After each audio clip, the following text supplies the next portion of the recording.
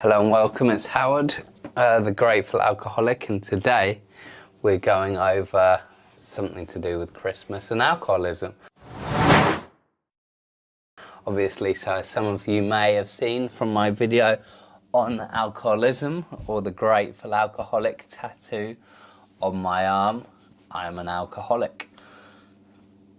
You know, all being well, 31st of January next year I will be 10 years sober, but I gotta get through Christmas, gotta get through New Year's, I gotta get through Boxing Day, I've just got through my birthday, I've just got through 2 Christmas dues with 2 sets of rowdy builders, and they can't still believe how you can go out with them all getting smashed and have a good time without getting smashed, or just even hang about with them. And well, I say you guys are hard enough to hang about with even when you're sober, so hanging about with you drunking is just another day in the office, really.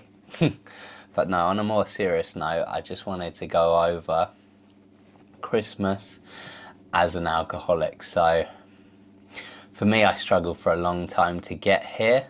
Grateful Alcoholic may not make sense to a lot of you, but I firmly believe my life is so much more as a result of me being an alcoholic than it would have been had I not been an alcoholic, so we might do another video on that later. Christmas for me was in some ways a hated time, in some ways a refuge. It's one of a few times I could get away with drinking how I want, get a lot more access to booze. I wasn't hugely a morning drinker, and by that I mean I didn't wake up and drink yet. That was still a waiting for me if I carry on down the slippery slope of alcoholism. However, someone once pointed out to me, but what time did you stop drinking? And quite often I start drinking at 6 p.m, finish 6:30 a.m. You know, if that's not morning drinking, okay. It was kind of the night before, but if it's 6:30 and you're still drinking, that's morning drinking. So yeah, it was something I guess I did after all. So I spent not really worried about Christmas. I've worked very hard on my recovery over the last 10 years. I've worked very hard programs, I've worked hard on myself, I've worked and looked hard at myself, done all sorts of things from trauma workshops, breath workshops, counselling, bereavement counselling for the death of my best friend that was in many ways harder to get over than my alcoholism, partly because I had to do it sober without alcohol anaesthetizing my feelings, and it doesn't worry me. Now that there can be one of the dangers. Fear can be a healthy thing. Living on fear, I was taught fear alone will not keep you sober, and that's certainly the case for me. I spent 6 years trying to control or quit my drinking. It wasn't because I didn't want to give up drinking. I wish I could drink like normal people. Today I don't, but I spent a long time wishing I could drink like normal people. I was just scared of all the consequences that come. My drinking has a lot of consequences. As some of you might have seen, our most popular video is another video where I basically discuss most of the consequences of my drinking, and it's not fun, and to be honest I was just scared of them. I didn't want to live with the consequences. And even then, it's not even the consequences, it's the feelings they give you. There's nothing good feeling about letting people down, losing your license, you know, hurting family, hurting your loved ones, stealing off people. All some of the things I used to do in my drinking, or just constant lies. Doesn't make you feel great. Today I do feel pretty good. Well, I feel pretty great on the whole, to be honest. And I don't fear Christmas, but I do still need to have a respect for it, because it is a time I'm going to be surrounded by alcohol. I'm going to be surrounded by people getting merry. We're surrounded by deals in the supermarkets, surrounded by deals everywhere, getting presents. Just yesterday we got delivery of a crate of beer and some biscuits from one of our suppliers. And I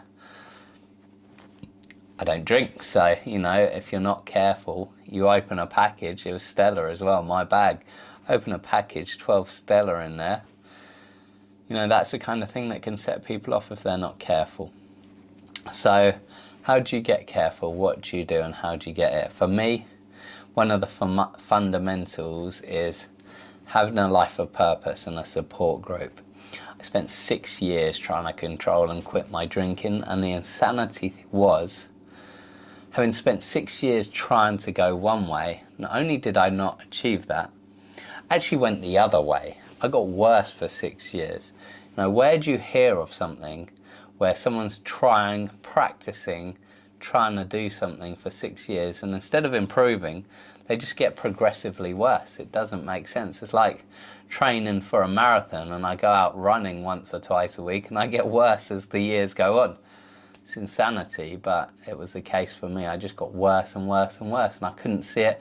I couldn't believe I couldn't quit drinking without help. That was the biggest problem for me personally. Some people can't see their drinking's a problem. Some people can't see they're an alcoholic. For me, I just didn't believe I needed help. I believed I can solve all my own issues, and it just didn't work for me. So being broken enough, getting what we call the gift of desperation. It's a fantastic YouTube TED talk from one of my friends, Ian Thomas, on the gift of desperation. I'd highly recommend people check out.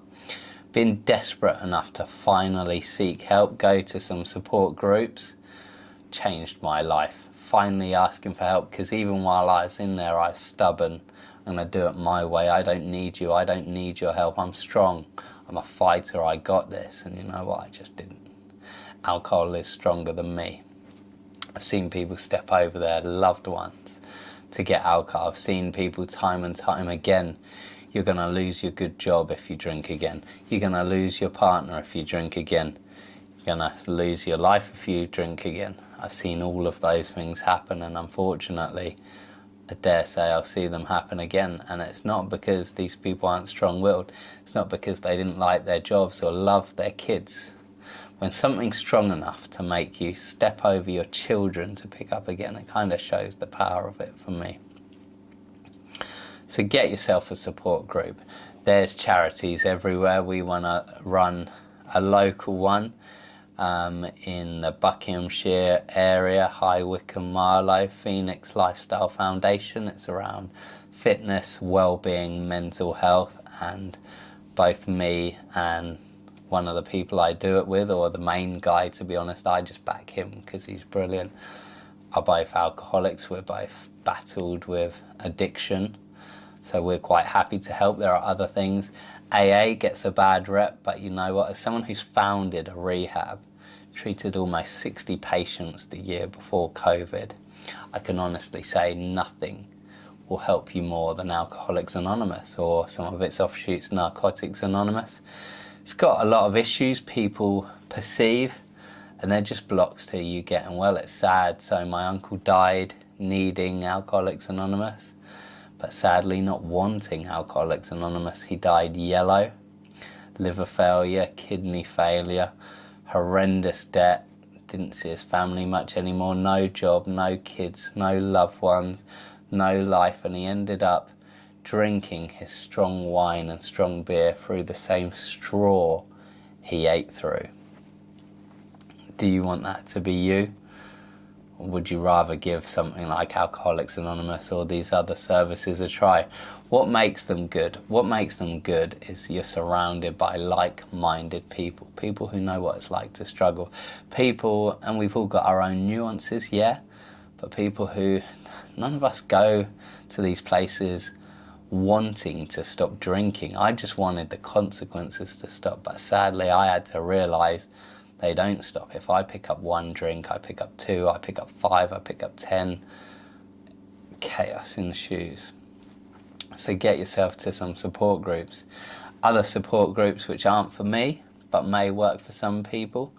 Things like church, mosque, you know, groups, communities, where they differ to some is they don't have the same common understanding as one person going through a struggle does with another, but they still rally round and try and help and try and support. Generally, people just want to help other people on the whole. Yeah, you get some bad eggs, but that's just life.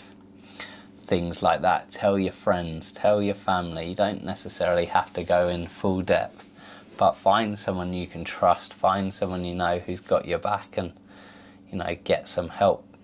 Other things, maybe gym classes, just places where you can get some support, because trust me, You cannot do it alone. You will not do it alone. You will not succeed, or very few do. And I mean very few. I've been to more funerals of people than I have been to people who have succeeded alone, sadly. So just get some help, get some support, get people around you. Yeah, it's a very hectic time for me. It's quite a sad time because I miss my family, miss my nan. I do wish my uncle was still around.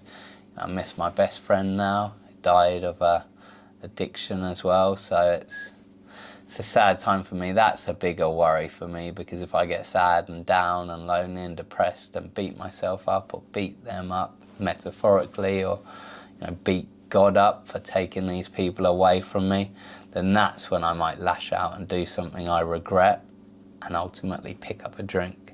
So that's the kind of dangers for me today, is just watching out for the subtle things that may eventually lead for a drink, not drink itself.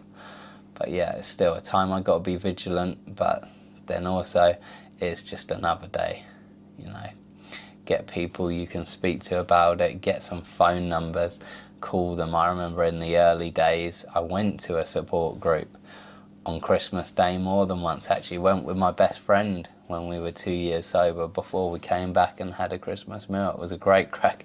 We got breathalyzed outside a support group, and then the look on their faces in stains when we all walked in, having just been stopped by the police and breathalyzed. That's a video for another day, and that was also my fault, so sorry, Scott. But yeah, pick up the phone. What have you got to lose? Because if you pick up a drink, we already know what you've got to lose, and it starts with your mind, your health, your job, your money, if you've got any, your family, your friends, and it ends in your life. The debt collector of alcoholism doesn't stop till it's taken everything from you, and it's taken my family, it's taken my friends. It doesn't have to take you.